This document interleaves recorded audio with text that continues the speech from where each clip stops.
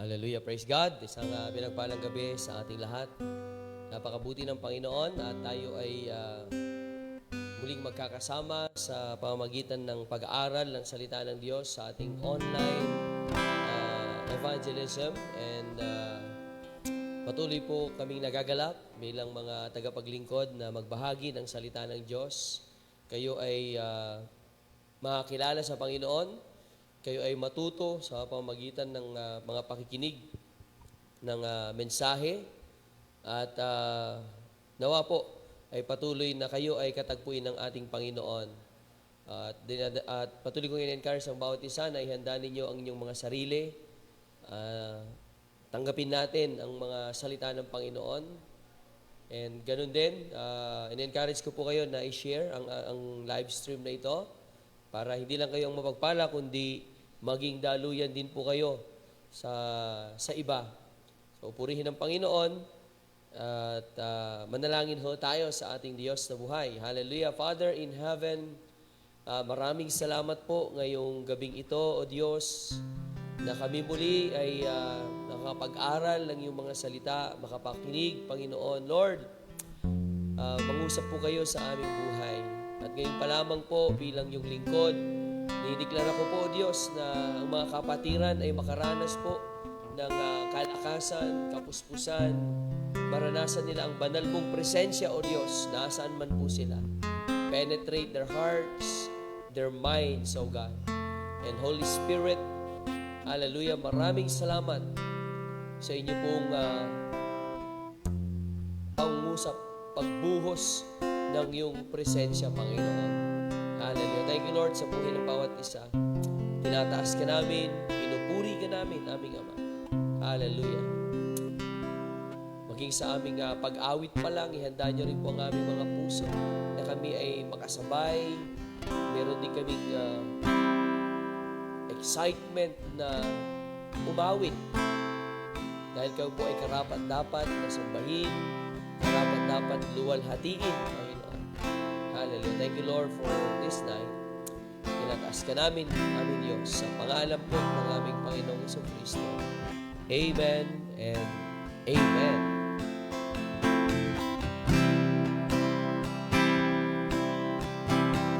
Amen. Hallelujah. Sige po, patuloy po nating handa ang ating mga sarili dahil tayo po ay aawit at magpupuri sa ating Diyos na buhay sa gabing ito. Kaya naman po sa gabing ito, wala po tayong ibang hahanapin, wala po tayong ibang nanaisin kundi ang ating Panginoong Jesus. Dahil tunay po na sa ating Panginoon is nasa Kanya po yung tunay na kapayapaan, yung tunay na kaligayahan, at siya po ay karapat-dapat na sambahin sa ating buhay dahil siya po ang Diyos na hindi mapapantayan o mahihigitan ng sinuman. Kaya naman, sige po, sabay-sabay tayong magpuri at umawit sa ating Panginoon. Sabay-sabay po nating uwitin, kapayapaan.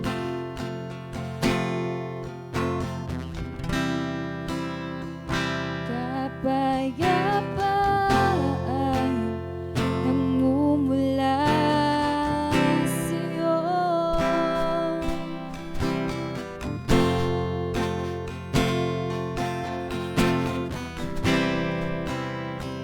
Kaligayahan na kamit sa piling mo. Minsan pa, sabay-sabay natin uwitin, kapayapaan. Kapayapaan, nagmumula sa'yo.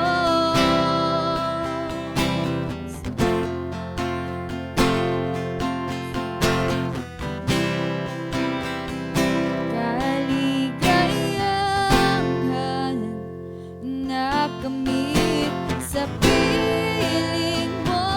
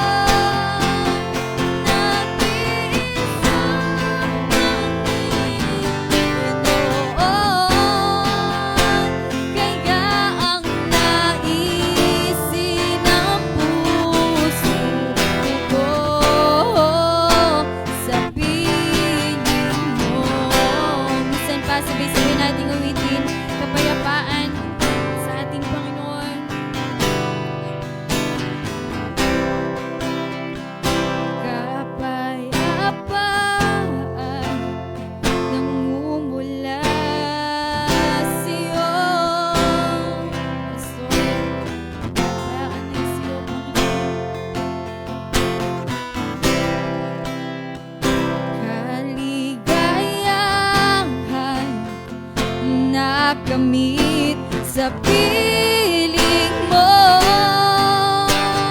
Sabay-sabay natin bigkasin sa ating Panginoon.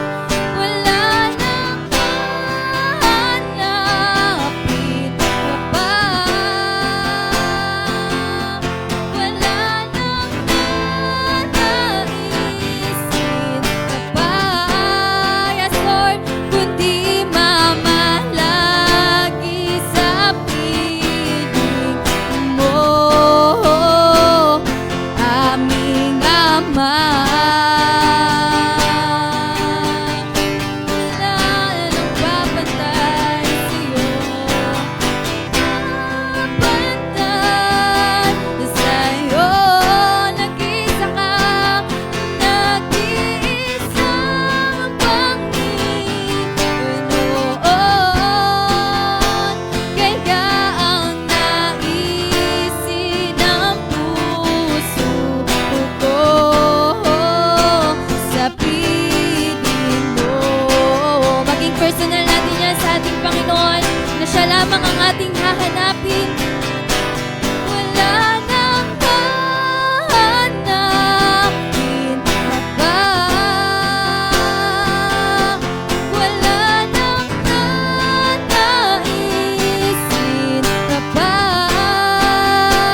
kundi mamalagi sa piling mo, aming Ama.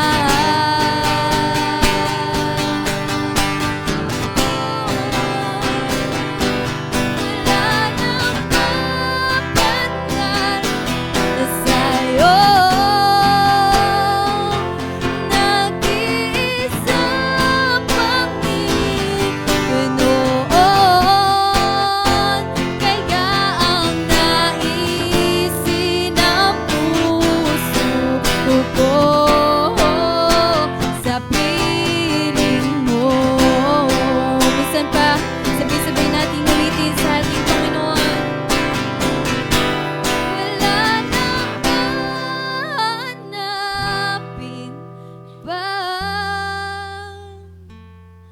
Wala nang nanaisin pa,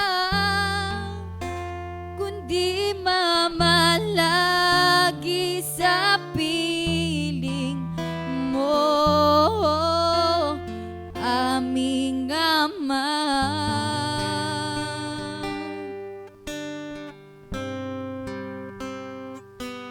Wala nang babantay sa'yo.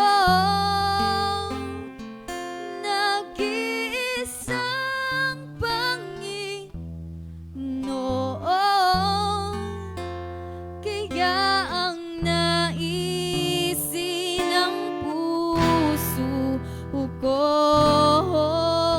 sa piling mo.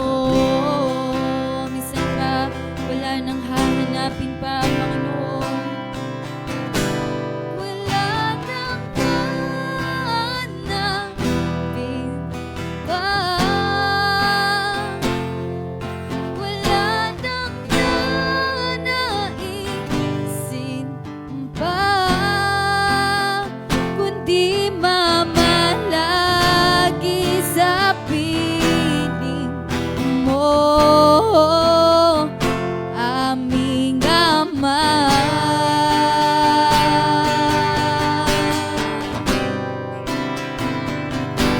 Wala nang babantay sa'yo. Nag-iisang Panginoon. Kaya ang naisin ng puso ko. Kaya ang naisin ng puso ko. Kaya ang naisin ng puso ko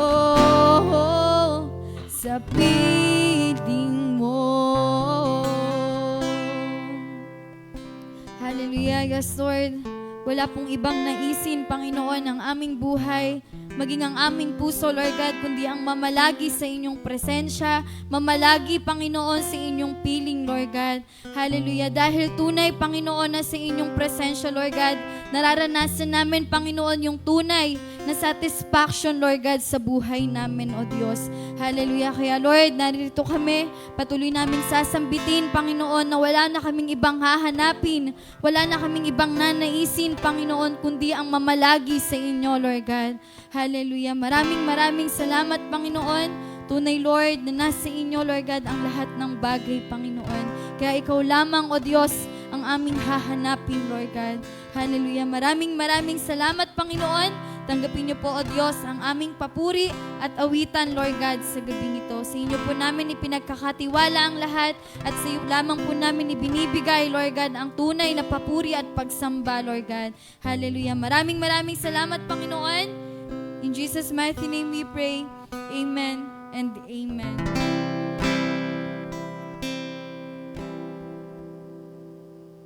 Praise God. Hallelujah. Muli, isang pinagpalang gabi po sa ating lahat. At nais ko ding pong batiin ang mga bumabati sa atin at bahagi ng ating live stream.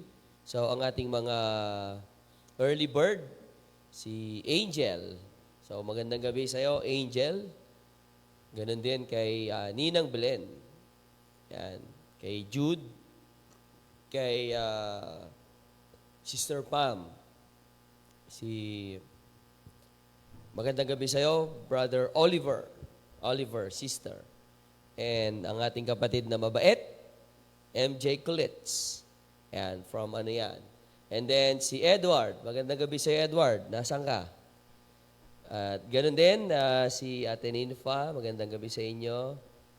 At sino pa? Si Pastor Anton from Tarlac. Yan, magandang gabi. And, bumati lang kayo para makita namin, manotice namin na kayo ay nandiyan. So, mag-engage po kayo and encourage ko po kayo na mag-highlights, mag-share ng ating live stream.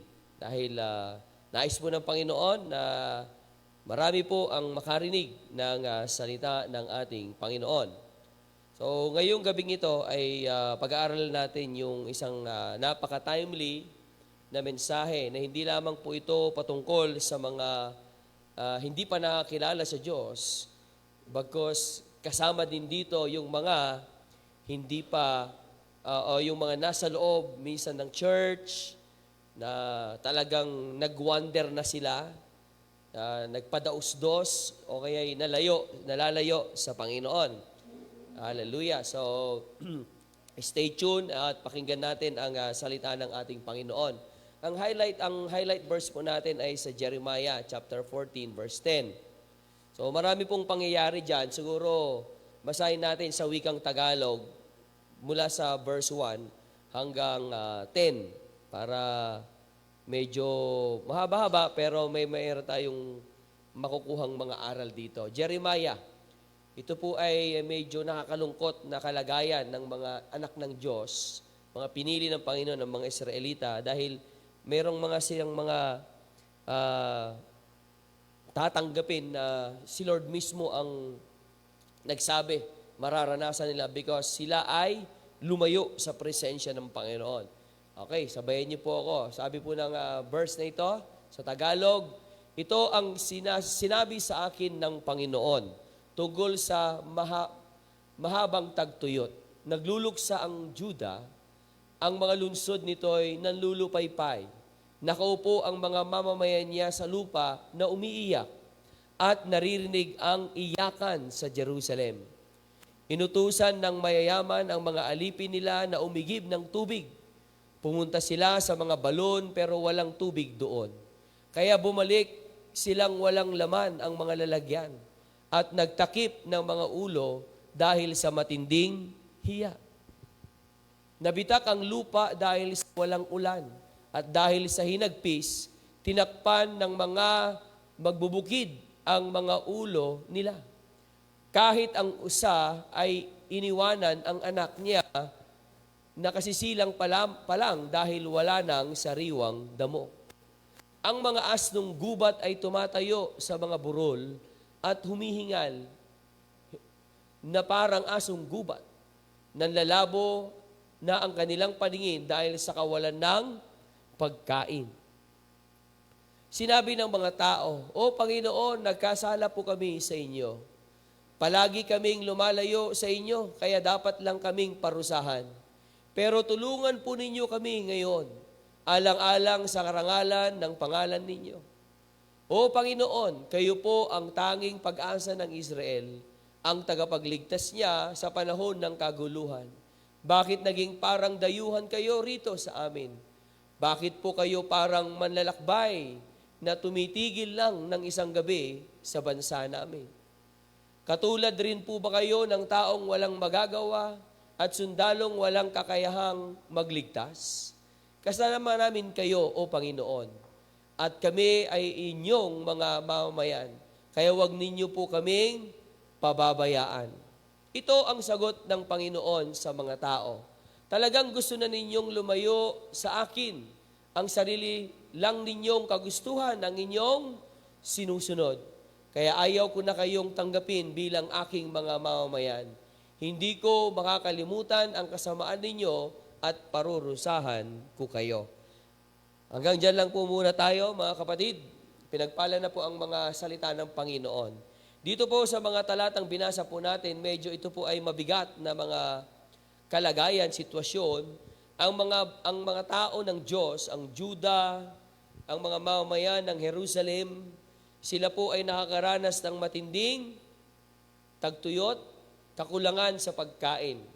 Pero hindi lamang po dahil situasyonal yon or aksidenteng nangyari, pero yun ay dahil, ang sabi sa verse 10, ito po yung highlight natin, na kung saan ang mga taong ito, talagang ang gusto nila ay lumayo. Sarili lang nila ang kanilang kagustuhan. They greatly love to wander. They do not restrain their feet. So anong ginawa ng Lord? So the Lord does not accept them. He will not remember their wickedness and punish them for their sins. So ngayong gabing ito, pinamagatan ko pong ang ating message na stop wandering. Stop wandering. And actually, meron pa nga doon, God is waiting. Although meron naman pong repentance dito sa mga Israelita dahil sa sobrang kahirapan, dumating na rin sila sa pagsuko at pagpananalangin sa Panginoon. Pero alam ni Lord ang puso ng tao. No? Sobrang napakatigas po ng puso nila during that time, itong mga taong ito. At sukdulan si Jeremiah po ay umiiyak na dahil hinahamon nila ang Diyos, hinahamon nila si Jeremiah, nilalait at ayaw paniwalaan. Yun po yung kalagayan ng mga taong ito. So ang kanilang mga puso, maliwanag po sa verse 10, they love to wander. So ibig sabihin, yung kanilang puso ay lumayo sa Panginoon. At kapag sinabi nating a heart drifted from God, yung pusong lumalayo sa Diyos, sometimes ito po ay hindi po namamalayan. Hindi po ito namamalayan. Di niya na nakikita na nag-shift na pala yung kanyang focus dati sa Diyos, ngayon sa mga makabundong bagay na. And because of that, mali na yung kanyang focus. Anong nangyayari? It lead to loss of passion. Nawawala na yung passion, nawawala na yung prayer, nawawala na yung connection.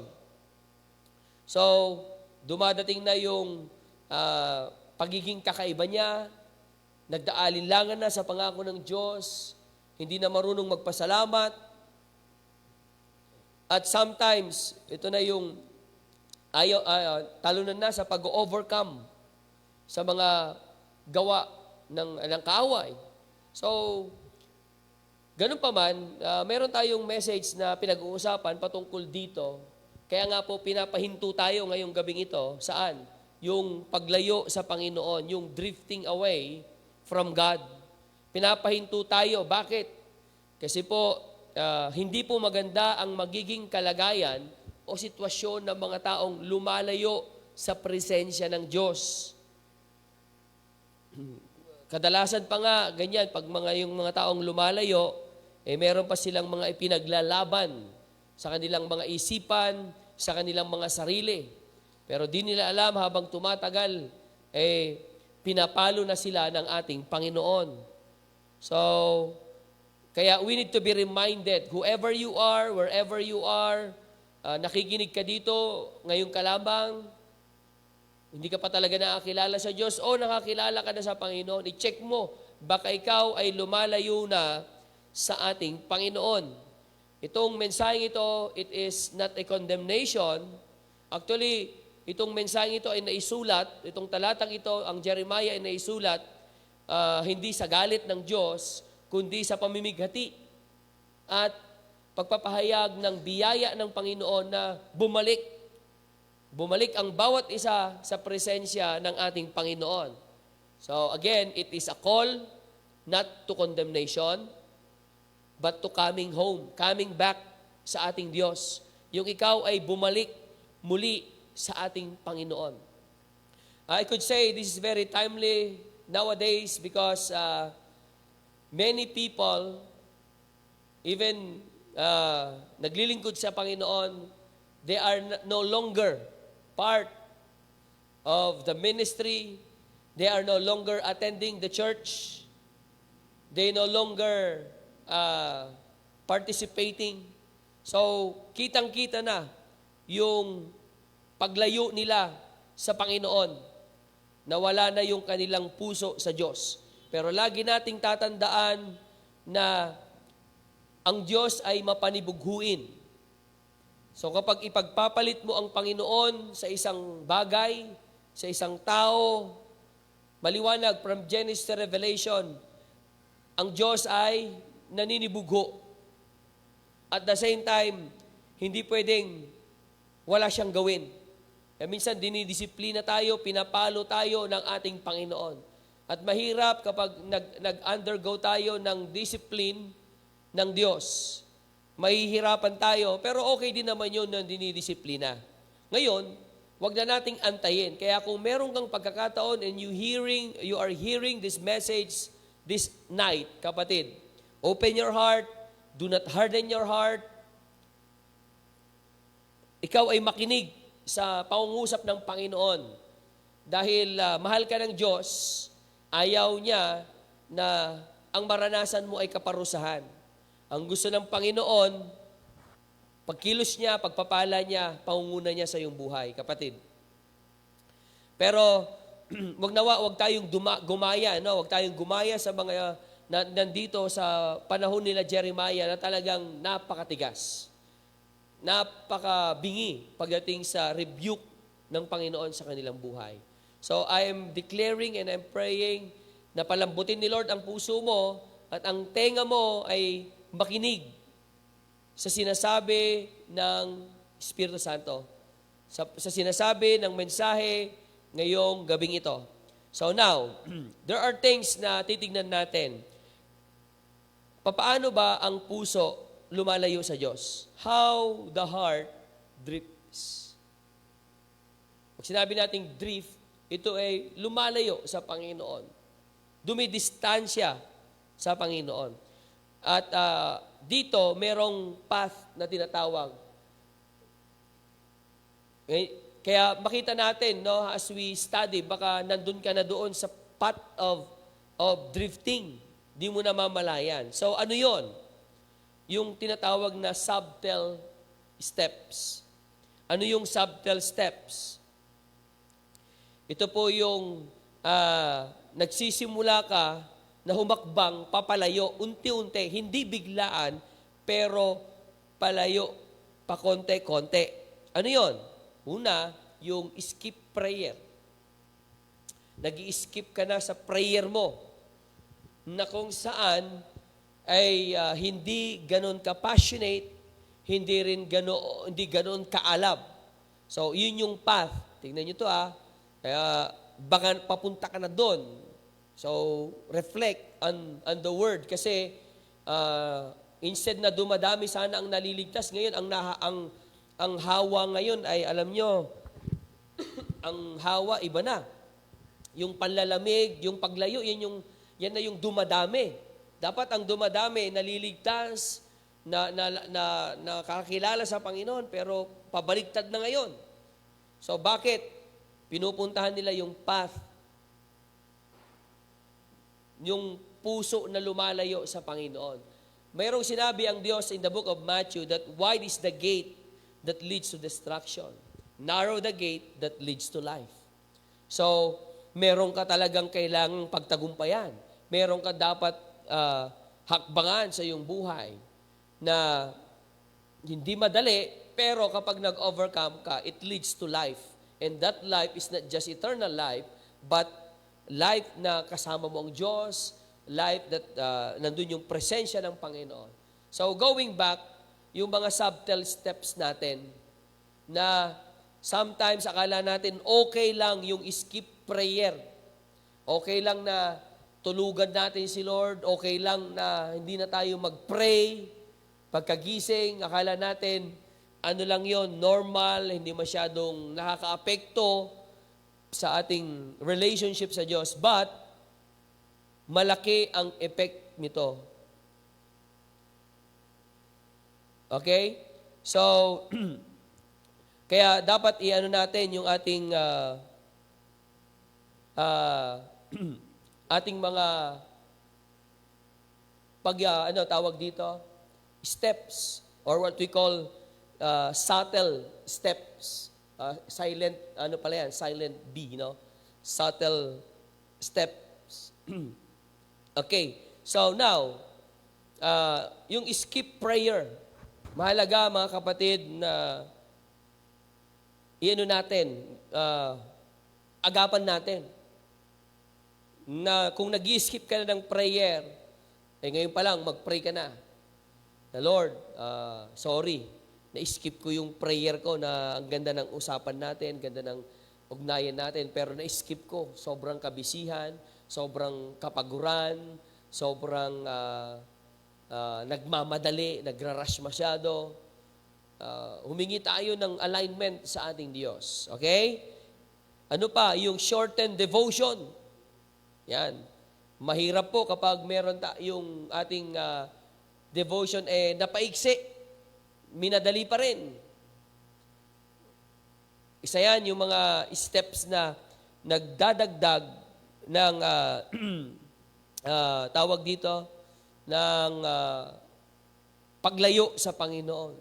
Hanggang sa hindi ka na nagde-devotion. Paunti-unti, pabawas ng babawas, walang quality time sa Panginoon, hanggang sa na-skip mo na yung devotion. Mahirap yon. And another one, soften conviction. Yung hindi na tayo masyadong nababahala kapag meron tayong pagkakamali. So yung conviction, hindi na siya ganun ka-powerful or ka-strong. So nagiging normal na lang yon. So mahirap na hindi natin mabantayan yung ating sarili. So ano yung mga subtle steps natin na it keeps us wandering or bringing us sa pagwawander. Skip prayer, shorten devotion, soften conviction. Hindi na ganun ka-strong. And then, another path is that settled satisfaction. Sabi dito sa verse 10, they love to wander. So, ibig sabihin, ginugusto talaga nilang lumayo. Napaka-delikado ng wandering kapag kaya ng nabanggit ko, the conviction is no longer, parang nag-fade na yung conviction. Normal na lang. Na okay lang yan. Naintindihan ako ni Lord. Yung magkasala ka, napaka-familiar na lang. Yung distance mo kay Lord, okay na lang din. Naging normal na lang din. Dati, disturb ka kapag hindi ka nakapag-pray. Kapag hindi ka nakapag-devotion. Pero habang tumatagal, wala na. Parang okay na lang. So, ingatan natin ang ating mga sarili. Alam niyo, ang pinakamahirap evangelize ay yung mga taong lumayo ang puso sa Diyos. Yung mga lukewarm. That's why bago tayo tumungo doon at lumayo ng lubusan sa Panginoon, this is a warning. Ay isa-isa natin yung ating mga sarili na yung satisfaction natin is no longer the presence of God, no longer serving God, but our satisfaction is, okay, it's normal, okay na to, naintindihan ako ng Panginoon. So, yung grace naging license na okay na lang, na maging normal na lang yung daily routine ng buhay. So again, kung ikaw ay tinatamaan at nare-reflect mo ang sarili mo dito, kapatid, this is for you. Okay? Huwag mong puntahan yung path of wandering.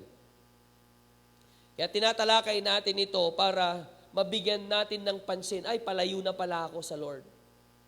Di ko naunti-unti na pala ako. Kaya pala ako nagiging ganito.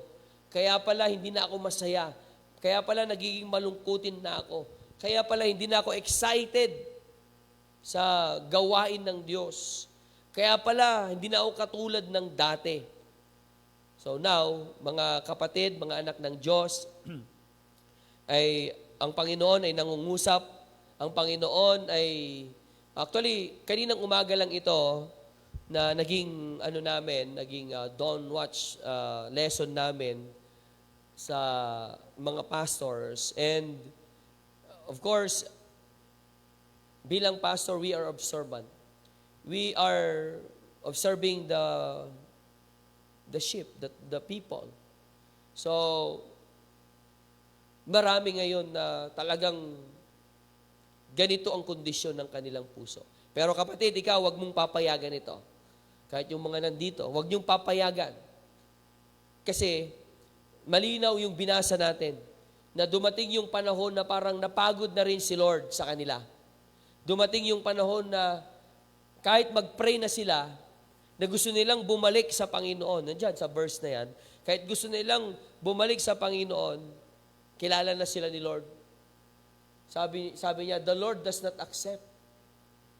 Hindi na tinanggap ni Lord yung kanilang yung kanilang prayer.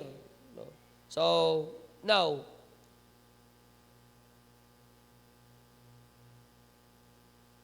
kanina, nakita natin yung path. Ngayon naman, maliban sa path, meron ding pattern. So, what wandering looks like? Unang-una, ito yung pattern, nagiging pattern ng mga nagwa-wander, mga lumalayo sa Panginoon. Unang-una, yung tinatawag na stubborn steps. They have not restrained their feet. Pinakita doon sa verse 10, ano bang sabi sa Tagalog ng sinusunod nila ang kanilang gusto. Sabi yun.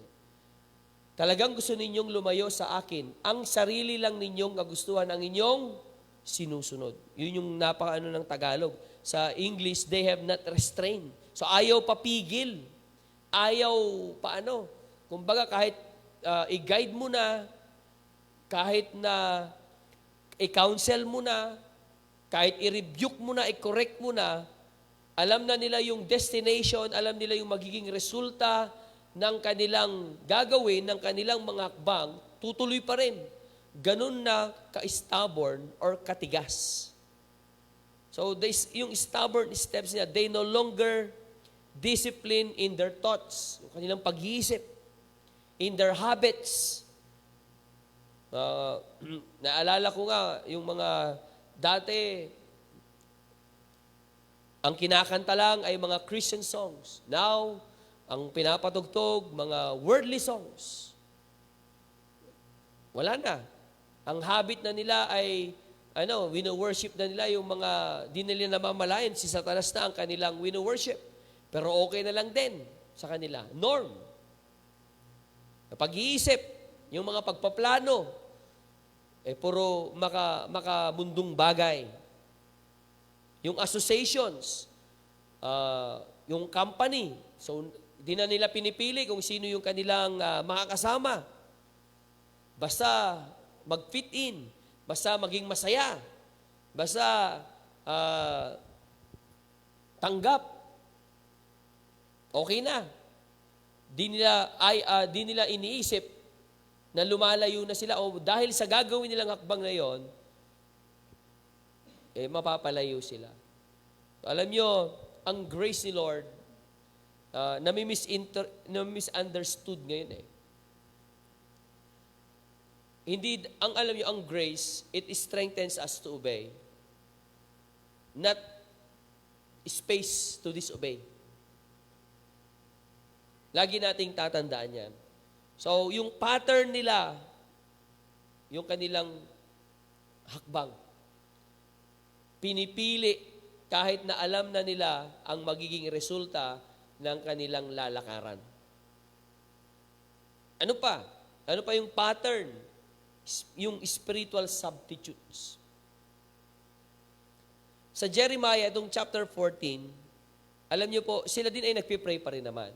Nagpa-fasting pa nga and may sacrifice silang ginagawa. Pero sabi ni Lord, I will not accept them. Bakit? Kasi yung kanilang prayer, yung fasting and sacrifice, they are just ritual. Ritual, hindi siya true repentance. Kasi ang true repentance is a change of mind and attitude. So, makakita tayo ng mga maraming tao ngayon, they just do rituals. Hindi talaga totoo sa harapan ng Panginoon. They do activities but no affection. Form of godliness but no fire. Mayroong worship pero walang apoy. Mayroong paglilingkod pero walang fire.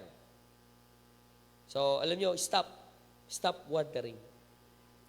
Yung mga makalangit na bagay or sacred routine without surrendered hearts are rejected worship. Ulitin ko yun. Sacred routines without surrendered hearts are rejected worship.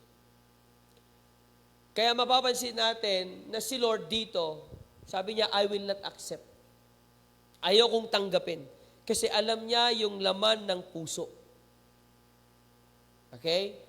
Kaya po, hindi natin madadaya si Lord, hindi natin maloloko ang Panginoon. So just, magkaroon tayo ng honest assessment sa Panginoon.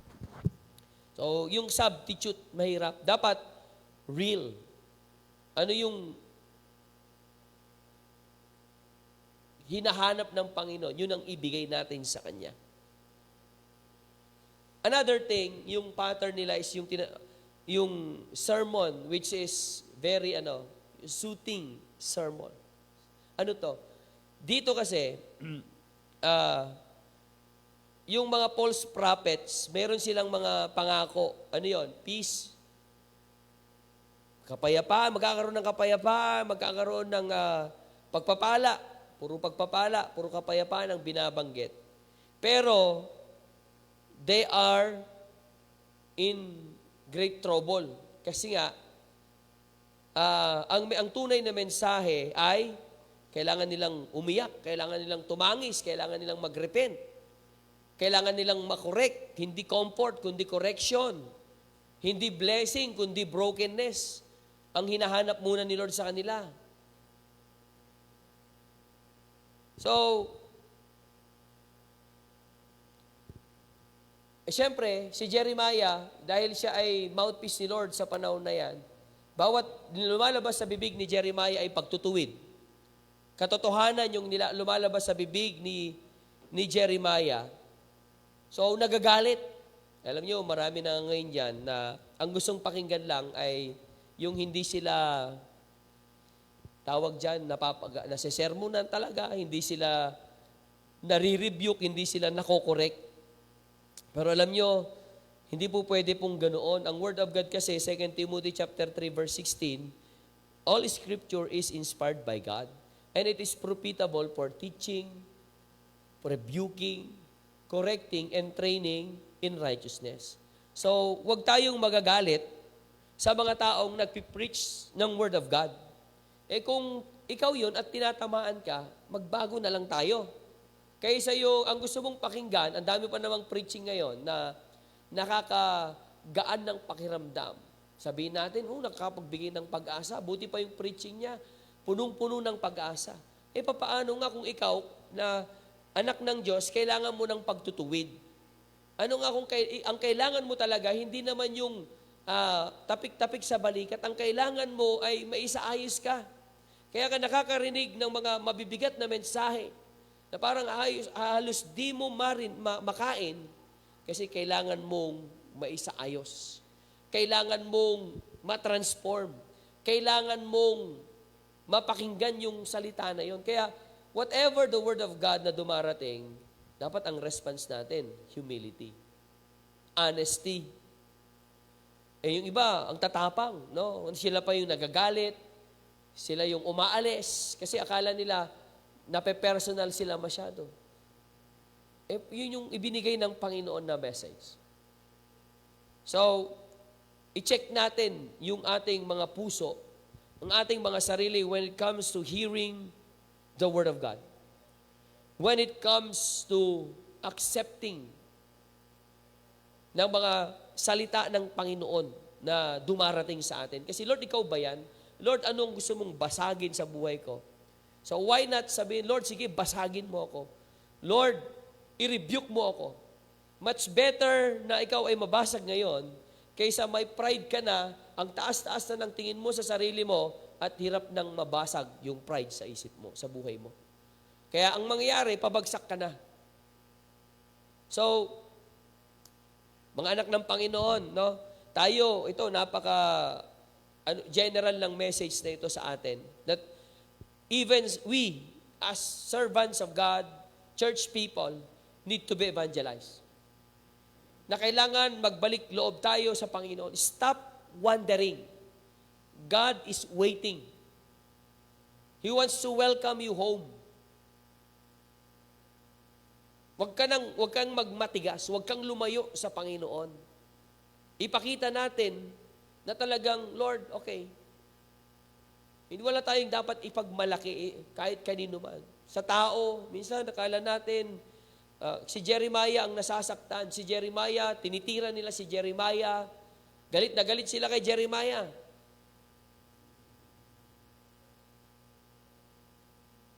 Yung talaga ang message si Lord. So, ang Word of God ay Word of God. Hallelujah. Although, may mga tao din naman talaga that they use the pulpit, they use the Word, or the opportunity to preach na magpatama lang. Wala na silang ibang ginawa kundi magpatama. But to us, it's not, of course. Kung ano yung mensahe na pinababatid ng Panginoon. May panahon talaga na punong-puno ng pag-asa, punong-puno ng comfort, punong-puno ng blessing, mga promises. Sa pakiramdam. Pero hindi natin maalis na meron na parang fire and hammer. Fire and hammer. The Word of God comes like a fire and hammer. Na ito ay masakit, mainit. Pero it is for our good.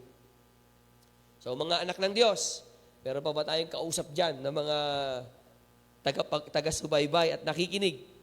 Napakaseryoso ng ating usapan. Kasi nga, sabi ko nga, ang nakita ko, bakit parami ng parami ang nanlalamig at lumalayo sa Diyos? Dapat nagmumultiply ang mga anak ng Diyos. Dapat mas dumadami ang magjo-join sa mga online para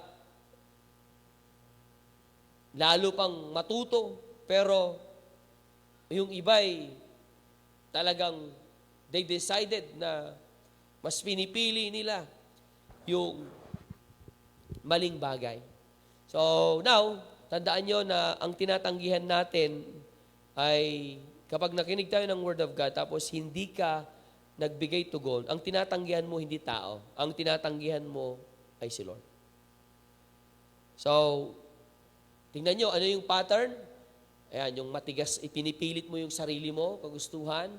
Okay, at least kahit pa paano, nagpipray pa rin naman ako, umaattend pa rin naman ako, pero wala ka ng repentance, wala ka ng honest assessment sa sarili mo. Gusto mong makinig ng Word of God, pero ayokong pakinggan yan, ayokong tanggapin yan. Yan yung tinatawag na soothing sermons. Pinipili mo lang ang gusto mong tanggapin. And pang-apat na pattern, spiritual starvation. Ito yung kagutuman. Dry prayers, silent praise, witness, di ka na naging patotoo. Kasi gutom ka na payat ka na din sa spiritual mong buhay. Napaka-alarming kapag ang isang tao hindi siya spiritually healthy, but dry and patpatin. Maganda rin maging payat So, yung ma-achieve mo yung pagiging payat na nakatawan. Okay din yun, no? Hindi lahat na-achieve ka agad. Pero pagdating sa spiritual, ikaw ay patpatin, ikaw ay, tawag dito, ikaw ay malnourished na. Alam nyo, delikado yan. Dahil after mong maging magutom sa spiritual or you're starving spiritually, hindi ka nakapag-recover. Time will come, ang mahina, yan ang ginagapos ng kaaway. So, kapatid, magpakalakas ka. Magpaka-healthy ka sa spiritual. Dahil hindi naman para sa iba yan para sa'yo. Para sa spiritual mong buhay.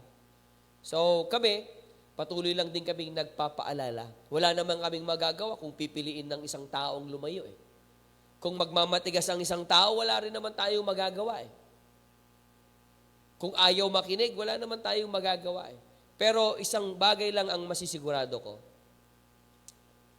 Yung mga taong nagpapaayos at lumalapit sa Panginoon, meron silang mararanasan sa Panginoon. Yung mga nanatiling prideful, nanatili na matigas ang puso, meron din niyang paglalagyan.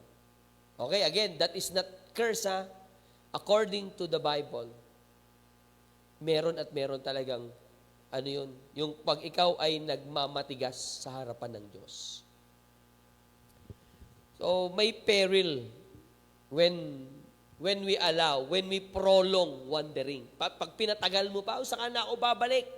Saka na ako mag-ayos, saka na ako maglilingkod ulit. Pag ready na ako. Kailan mo masasabi na malakas ka pa? O papaano mo masasabi na malakas ka pa next month? Papaano mo masabi na buhay ka pa next month? At sabihin mo, saka na. Pinapatagal mo ang iyong pagliliwaliw. Pinapatagal mo ang iyong paglayo sa Panginoon. Alam nyo, napaka-dangerous. Why it is dangerous to wander?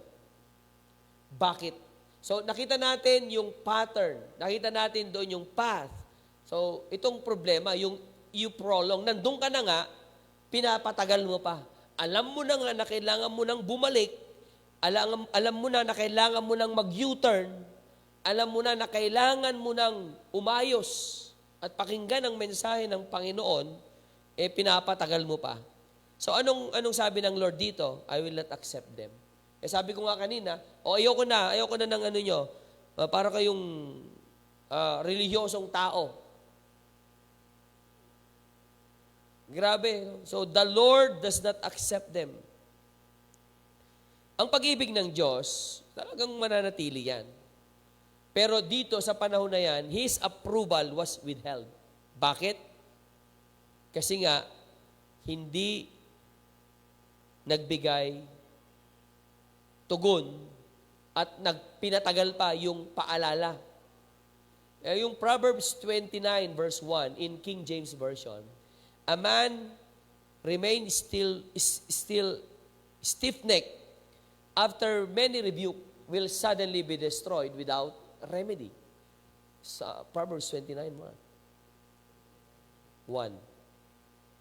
Kaya nga, huwag tayong magmamatigas, huwag nating patagalin yung rebuking or yung kailangan, nangungusap na si Lord sa'yo, kinoconvict ka na ng Holy Spirit, huwag mo nang patigasin ang iyong puso. Huwag mo nang ilaban. Kasi bakit? Sabi, will suddenly be destroyed without remedy. Well, that is not just a mere word. That is a serious word. That is a very strong and powerful word from the Lord. So, if you take light to it, sa word na yan, hindi po pwedeng, kasi ang word ni Lord, word niya yan. Hindi pwedeng, kung ikaw yung kinakausap ni Lord, talagang ang tindi ng conviction ng Lord sa'yo, ano pa ang mangyayari? Alam nyo, mahal na mahal tayo ni Lord pero gusto ipadama ni Lord ang kanyang pagmamahal. Pero kung hindi, hindi siya malugod sa atin. Pwede tayong ligtas, pero hindi tayo nakasuko kay Lord. We can be loved. Naranasan natin yung pag-ibig ni Lord, yet not pleasing. Saved, yet not surrendered. Kaya nga kapatid, kung iniligtas ka ng Diyos, merong ginawa ang Panginoon sa iyo, at medyo dumidistansya ka at nalalayo ka, nasa sidetrack ka, it's about time for you na lumapit. Stop wandering, I tell you. Titigil mo na ang paglayo mo sa Panginoon. Simulan mo nang lumapit muli sa Diyos. So what kung you fail God? So what kung paulit-ulit? Ang mahalaga, naririnig mo ang message ni Lord ngayon. And you have the chance to return. You have the chance na mag-repent. You have the chance to be restored by God ngayong gabing ito. So, iba-iba ang ating journey. Pero you know who you are. You know the very condition of your spiritual life. You know the very condition of your relationship sa Panginoon. So if you are drifting away now, you are wandering sa iyong Christian journey, come back. Amen? Set aside every pride. Kung tao ang dahilan, bakit ka nagkakaganyan, set aside. Pride yan. Kasi na-trigger yung pride mo. Naapektuhan ka ng tao. Ang lagi mong isaisip, relationship mo sa Diyos. At si Lord ang dahilan. Okay? Kaya ka naligtas dahil kay Lord. Hindi tao ang nagligtas sa'yo. Si Lord ang nagligtas sa'yo. Hallelujah. Ano pa? Why it is dangerous kapag pinatagal pa natin? Yung pag-welcome ni Lord, sabi niya, I will not accept them. Withdrawn welcome. So parang tatanggihan ka na. Kung mapapansin nyo sa New Testament, because of the grace of God, walang tinatangi ang Diyos, diba? Walang itinatangi. Pag lumapit ka, hindi ka tatanggihan ng Diyos. Yun naman ang Panginoon. Pero, lagi nating tatandaan na kapag dumabot na sa sukdulan, yung isang bagay, kapag umabot na sa sukdulan, yung katigasan ng ulo, ayan, yung prayer mo, hindi tinatanggap. Yung panunumbalik mo, i-reject na ni Lord. And then another one, powerless prayers. Isa po yan. Kapag pinatagal natin ang paglayo sa Diyos, ang ating pananalangin, yung mga paghingi mo, mga hinihingi mo sa Diyos, time will come, baka magdadoubt ka, Lord, sabi mo, tatawag ako, kakatok ako, at pagbubuksan. Hihingi ako at yung pagkakaloob. Bakit, Lord, di mo na ibinibigay? Bakit hindi mo tinutugon ang prayer ko? Gusto niyo, Lord, mag-settle ka, ayusin mo muna yung sarili mo. Gusto ni Lord, repentance muna. Gusto ni Lord, pakumbaba muna. So alam nyo ba, pati si Jeremiah, inutusan na ni Lord, si Jeremiah na, do not pray for the welfare of these people. Wag ka nang manalangin para sa kanila. Pinatigil. Bakit? Sobrang ni Lord sa kanila. Kasi hindi naman sila nagsisisi. They pray, they fast, they worship. Pero hindi napipix yung gusto ng Panginoon. Sa verse 12. Although they fast, I will not listen. Grabe, fasting na yun ha. Fasting cannot fix rebellion. They pray, prayer cannot replace repentance. Kahit nahaba pa ang prayer mo, kahit 2 araw ka pang mag-pray, lumuhod ka pa sa asin, without repentance, your prayer will not be heard. Worship, ano pang ginawa nila? They offer burnt offerings. Kahit ilang burnt offerings pa yan, kahit ibigay mo lahat ng milyon mo, ari-arian mo sa Panginoon, sabi niya, I will not accept them. Instead, I will destroy them with the sword, famine, and plague. Grabe naman ito. Kumbaga, tigas naman na ng puso ni Lord sa panahong yan. Kasi alam niyo kung paano naging katigas ang puso ng mga Israelita. Halos dumating na rin kasi ang daming panahon na pinaalalahanan na sila ng ating Panginoon. So, do not hinder your prayer. Ikaw minsan ang nagiging lang sa iyong panalangin. Kaya wag mo lang gamitin yung Word of God parang bina-blackmail pa natin si Lord. Minsan ganun no? Lord, magtatampo ako sa'yo. Kapag hindi mo tinugon to, abay, blackmail pa si Lord. Mapablackmail mo ba si Lord? Ha? Lord, magbabackslide ako pag di mo tinugon to, di na ako maglilingkod. Lord, di na ako tawag dito, di na ako magwa 100% na magtotodo kapag hindi mo sinagot tong ko. Tatampo ako sa iyo. Di na ako magde-devotion. Di na ako mag-church. Tama ba yun? Nagamitin mo yung Word of God. Use the Word wisely. Okay? So, hindi mo pwedeng i-blackmail si Lord. Parang si Lord pa iti-threaten mo. Alam niyo, ang daming pwedeng utusan ni Lord na sumamba sa Kanya. Alam niyo ba yon? In the book of Matthew, God told the people, kung ayaw sumamba ng mga tao, bato, utusan niyang sumamba. Kaya wala tayong pwedeng ipagmalaki sa Panginoon. Walang mawawala sa Diyos.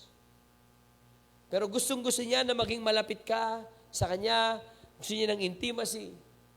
Pero kung magte-take pride ka sa sarili mo, at pagmamalaki ka, iba-blackmail mo pa si Lord,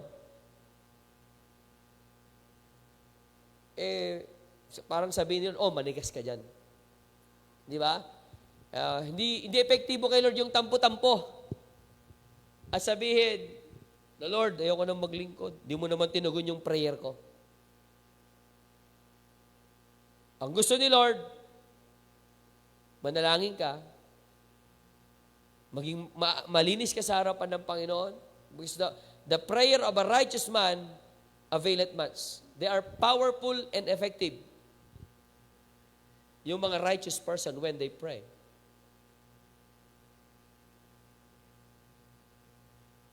And then wait for God's timing. Ganun lang naman prayer. Don't blackmail God. Okay? Marami siyang i-raise up na pwedeng maligtas at manambahan. Pero narinig mo ang Word of God na ito kasi gusto ni Lord, ikaw din makasama sa kanyang magiging ka-close, ma-win. Di ba? So, napaka ng Word of God ngayon ng ating pinag-uusapan. Another thing is that kapag pinatagal pa natin, yung falsehood. Ano yung falsehood? Ang demonyo, kapag lumayo ka, susunggaban ka parang liyong umaatungal. Magpapadala siya ngayon ng ng mga false security. False hope, false people. Para lapain ka at ilayo ka lalo. Sige, tara, huwag ka na dyan. Huwag ka na mag-church dyan. Demonyo yun. Tandaan niyo yan. Ang taong magsasabing hindi huwag ka nang mag-church, padala ng demonyo yan sa'yo. Dahil na malayo ka na, syempre, nakakapasok na ang tinig ng demonyo. Makapag-penetrate na siya kasi ang layo mo eh. Lumayo ka eh. Huwag kang lumayo sa presensya ng Diyos, sa kamay, sa keeping power ng Panginoon. Kasi pag pipiestahan ka ng demonyo, kapag lumayo ka sa Panginoon, bibigyan ka ng kahit na yung medyo simple lang, hindi man rektahan. Pero ang demonyo, sabi niya sa isip mo, may panahon ka pa. Ano pa yan? Sige lang, mag-enjoy ka muna sa mundo.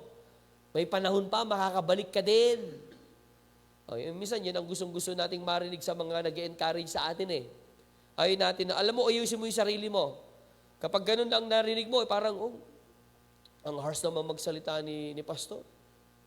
Ayusin ko sarili ko. Hirap na nga ako, di ako maintindihan. So, yun yung mga ganon. Sabihin ng iba, naintindihan ni Lord yan. Naintindihan niya yung tao ka lang. At sabihin pa ng demonyo, sa isip mo, walang mangyayaring hindi maganda. So, delikado ang matigas na puso. Kapag matigas ang puso, mas matindi ang judgment. Now, praise God, si Jeremiah, alam nyo, kahit na umiiyak na, kahit na nahihirapan na, ginawa pa rin niya yung the best niya. Kaya, yun din ang inspiring sa amin. Ako bilang preacher at pastor, the very inspiration si Jeremiah din sa akin kasi as I meditate the Word of God, ay kahit ayaw siyang paniwalaan, kahit hindi siya itinatrato ng tama bilang isang mouthpiece and servant of God, ginawa pa yun. He wept before he warned the people. He cried bago siya mag-correct ng tao. He grieved. Dahil mahal niya rin ang mga tao at gusto niyang sumunod sa Panginoon. Kaya kung meron din mo mga preacher dito na nakikinig, you are sharing the gospel, you are one of us. Keep on preaching the word. Never back down on preaching. Just share the word. Just encourage people. Just, kahit walang mag-like sa mo, sinishare mong mga live stream. Kahit di ka pinapansin. Alam nyo, pag dumating yung pagsubok, malay mo yung share mo. Papunta sila sa wall mo. Naalala ka nila. At yung mga naka-post doon na mga dahil sa bigat nila, mga 1 taon, nabalikan nila yon, nanood sila, 1 taon pa pala bago nila makita yung post mo na yun, yung mga shared post mo, 1 taon pa pala, na ikaw pala ay talagang naging matatag, di ba? Kaya never back down on sharing the gospel. So, ngayon medyo, siguro, nakaplano ako dati, December, January, medyo maging active sa pagpo-post ng mga quotes, mga scripture, pero hindi ko pa nagagawa as of now.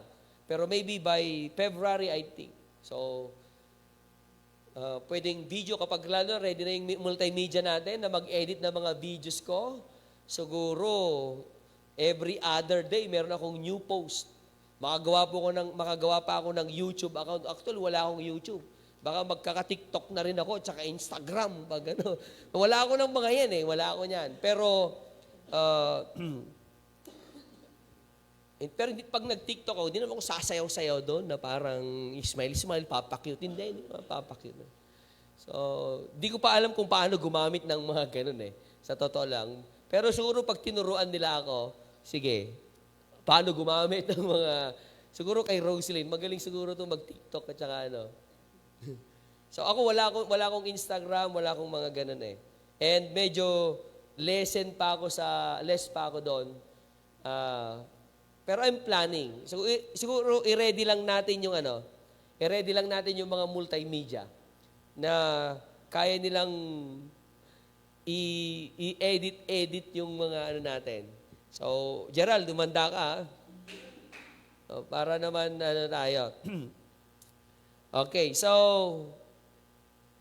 Yung mga nagsishare ng, ng ating mga live stream, alam nyo, pwedeng hindi ka nila na-appreciate ngayon. Pero when they are under lowest point, ng mga taong yan, pwedeng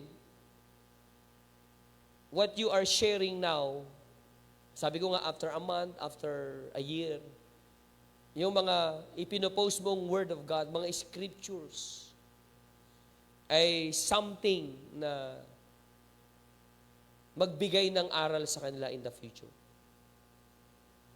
Kasi may panapanahon yan eh. May panapanahon. So Jeremiah never back down on preaching. Never stop preaching, rebuking them. Despite judgment, persecution na kanyang naranasan. So, ayun, mga kapatid, napakaganda. At dapat nga, lahat tayo maging preacher of the word. And that is one of my, nilagay ni Lord sa heart ko. I'm going to train more preachers. Not preacher with title, but they are not titled, pero they are preachers of the word.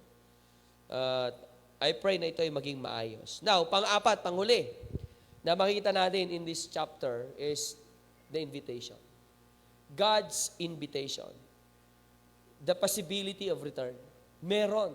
Bagamat parang napakatigas ni Lord dito, ang hinahanap niya lang talaga ay yung honesty. Kasi nga, nagpipray sila, nagpapasing sila, nag-offer sila ng mga sacrifices, worship, pero walang honesty. So, honest, humbling, pinagsama ko na to. Honest and humble dapat. Honest, humbling. Honest na pagpapakumbaba. Hindi yung pakitang tao. In verse 20, meron silang, sa unang part, may mga, mayroon silang mga repentance na ginagawa. Pero, dito sabi na, O Lord, we acknowledge our wickedness and the guilt of our fathers. We have indeed sinned against you. So, sobrang katindihan na ng kanilang kahirapan, dumating na rin yung panahon ng kanilang honest assessment, honest na pagpapakumbaba sa Diyos. So, alam nyo, restoration begins when, what? Sin is confessed.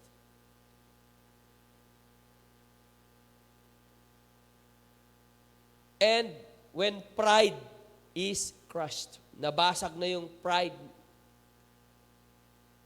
When excuses are surrendered.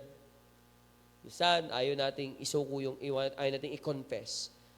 Ayaw nating ipadurog yung pride natin. Ang dami nating excuses. Kaya, stop making excuses.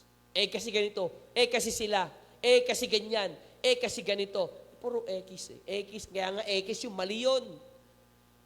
Huwag na tayong mag-excuse. Walang ibang may kasalanan. Huwag mo nang sisihin yung ibang tao. Ikaw yon, relationship mo sa Diyos. Talo ka kapag nagpa-apekto ka sa tao. Talo ako kapag nagpa-apekto ako sa mga taong galit sa akin. Talo ako kapag nagpa-apekto ako sa mga taong magpo-post laban sa akin. Talo ako kapag merong mga taong mawawala ako sa paglilingkod dahil sa kanila ako talo. Kaya naman, kapatid, ilapit na natin ng lubusan ang ating Panginoon, sa arilan sa ating Panginoon. Para makabalik ng lubusan, para matigil ang pagwawander bilang isang Kristiyano. Honest, humbling. And then, hopeful waiting. Na kung saan ikaw ay dapat talagang lumapit ng lubusan sa Panginoon. Okay? So, anong gusto ng Lord sa atin? Yan, serious self-examination. Serious self. Wag nating, okay lang ako. Minsan, maraming tao, pag tinanong mo, gusto ka? Okay lang po. Pero durog na durog. Okay lang po. Para may pag-pray sana. Hindi na pala nagde-devotion ng isang linggo. Hindi na pala okay yung relationship sa family. Hindi na pala nakakatulog ng isang buwan. Ay, grabe yun, pag isang buwan, nakatulog. I mean, hindi makapag-focus. Di ba? Kaya alam nyo, let us be honest sa ating sarili. Let us have that serious self-examination. Ito, ano yun? Sinama ko yun eh. Have I slowed in obedience? Yan, ask yourself. Tanungin mo sarili mo.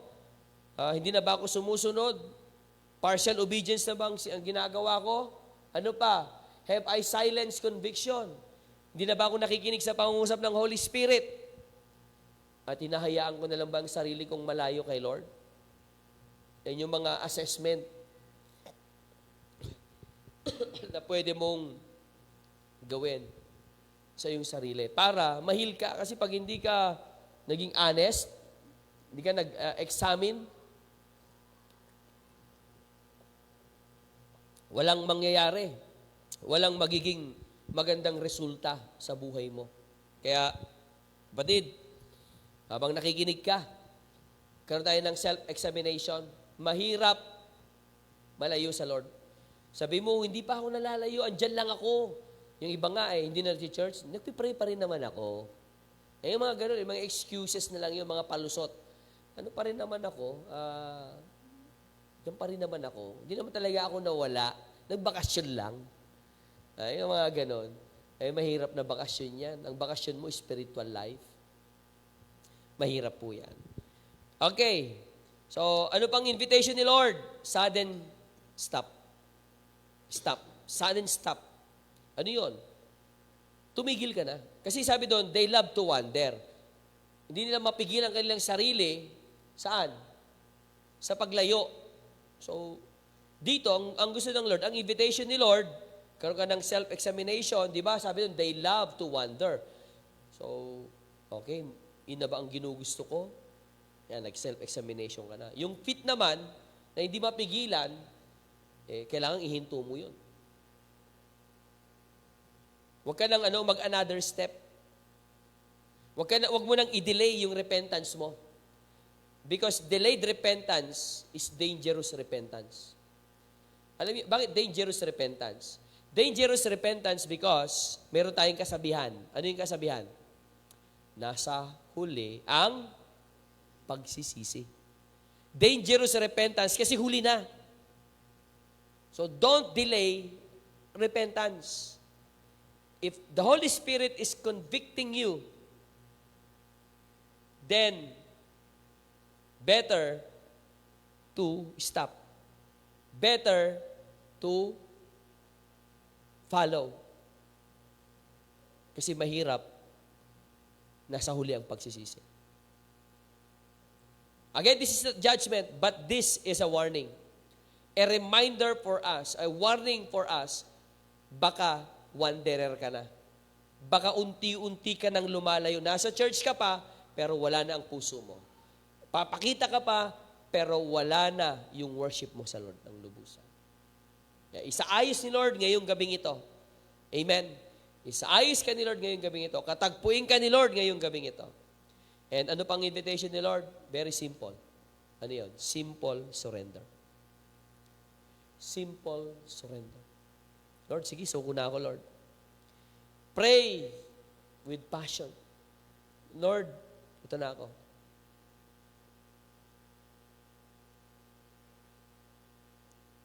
Alam nyo, small obedience, malit lang na paghakbang, malit lang na pagsunod, lead you back to strong fellowship. Don't expect na agad-agad alab ka na kaagad. Pero just a small step, one at a time.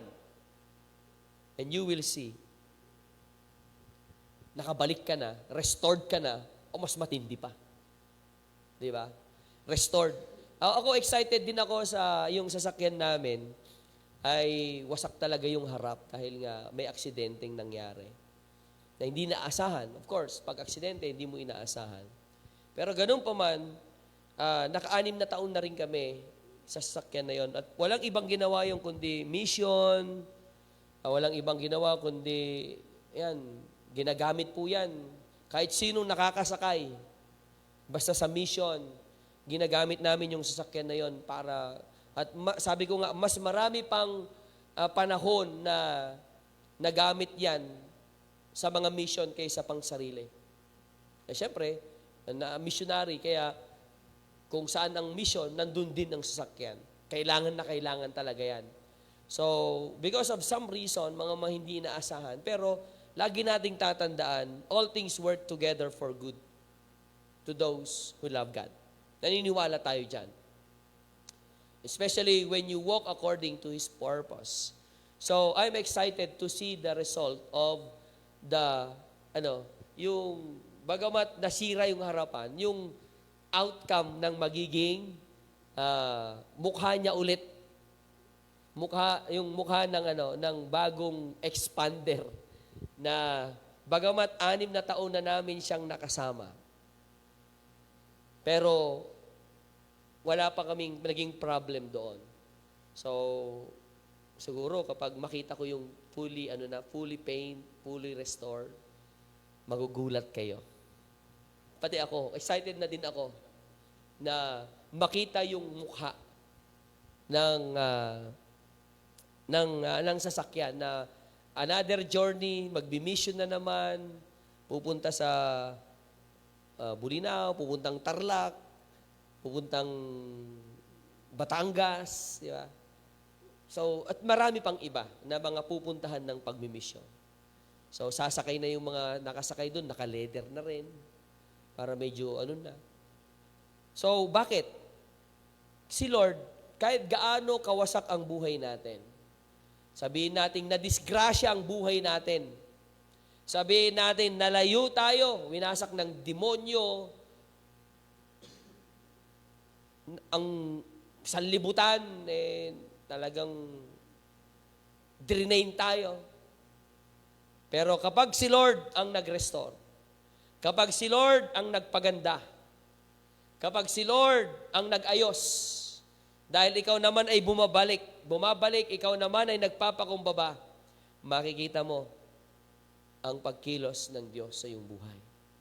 Kaya mga kapatid, God is inviting us to stop to come back and stop wandering. Tumigil ka na sa pagwawander mo. Magseryoso ka na, bumalik ka na ng lubusan sa Panginoon, maglingkod ka na muli, mag-worship ka na muli, mag-devotion ka na muli, mag-pray ka na ulit. Amen? Hallelujah. So kahit yung mga naglilingkod dito, kailangan fully restored. Amen? Revive.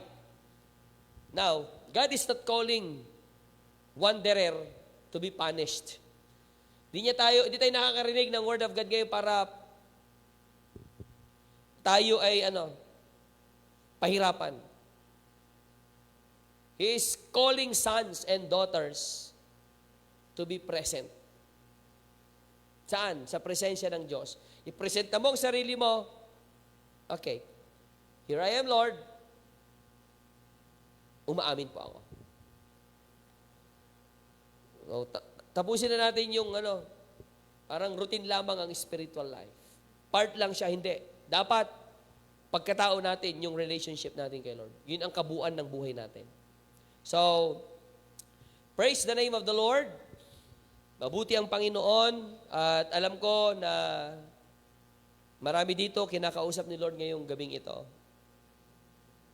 Kung medyo nalulugmok ka at nahihirapan ka sa buhay, hindi tao ang kailangan mo.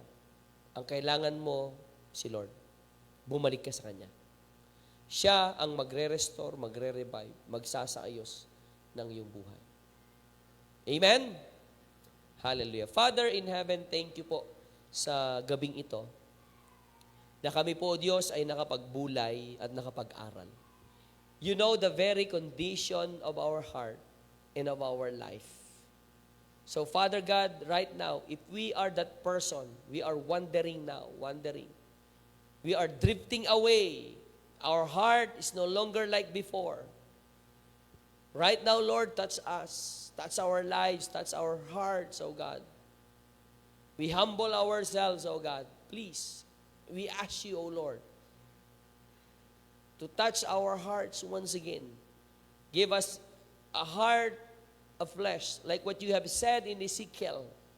Isang pusong laman na handang magpatuwid, handang magpaayos, handang magpapuno muli, Panginoon, handang magpahubog, handang magpapuspos. Hallelujah. Panginoon, maraming salamat po sa iyong dakilang pag-ibig, sa iyong sukdulang biyaya, sa iyong pangungusap sa aming mga buhay. Thank you, Holy Spirit, for moving,